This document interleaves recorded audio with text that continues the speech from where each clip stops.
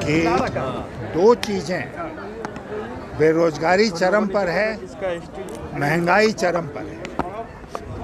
और ये सरकार जानती है कि महंगाई चरम पर है, उसके बावजूद आग में तेल डालने का काम कर रही है। कैसे कि रोज कीमतें बढ़ा रही है, पेट्रोल डीजल की, गैस की।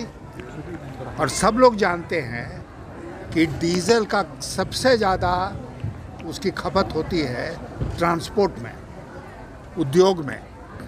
और अगर वो जो डीजल की कीमत बढ़ेगी, 10 रुपये बढ़ गया 12 दिन में, तो उसका सीधा असर पड़ेगा कॉस्ट ऑफ प्रोडक्शन पर, ट्रांसपोर्ट पर।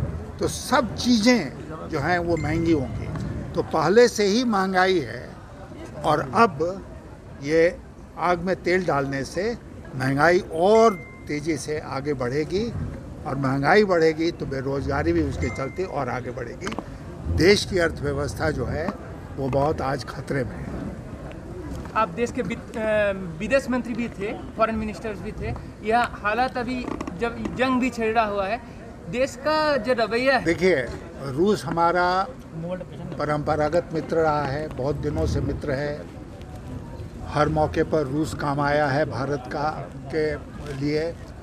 लेकिन एक दोस्त के नाते, दोस्त अगर गलती करता है ना, तो दोस्त का दूसरा दोस्त जो है उसका ये भी कर्तव्य बनता है कि अपने दोस्त को कहे कि तुमने गलती करी, अब मत गलती करो। यूक्रेन में जो युद्ध हो रहा है उसमें जो एक उसका मानवीय पक्ष है, इतने लोग वहाँ पर सिविलियंस मारे जा रहे हैं, घर नष्ट हो रहे हैं, उद्योग नष्ट हो रहे हैं।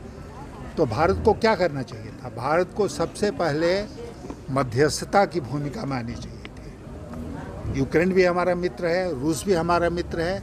तो हम सबसे अच्छे पोजीशन में थे ये कहने के लिए कि इस युद्ध को रोको। तुरंत विदेश मंत्री को जाना चाहिए था मॉस्को, तुरंत उनको जाना चाहिए था कीव, और दोनों जगह जाके ये युद्ध को रोकवाने का काम करना चाहिए था। तटस्थता ठीक है, लेकिन उसके साथ साथ मध्यस्थता भी करनी चाहिए। बहुत अच्छा। आसनसोल का सोल बताया देश का। आसनसोल में उपचुनाव हो रहा है और देश की निगाहें आसनसोल पर टिकी हैं। क्यों टिकी हैं आसनसोल के चुनाव पर? इसलिए कि यहाँ पर जो स्टेक पर है वो क्या है? वो है देश का सोल। आसनसोल में अटका है देश का सोल। देश का सोल मतलब देश की आत्मा। यहाँ से जाएगा कि आत्मा सही दिशा पकड़ेगी देश की, कि गलत दिशा पर चलती रहेगी।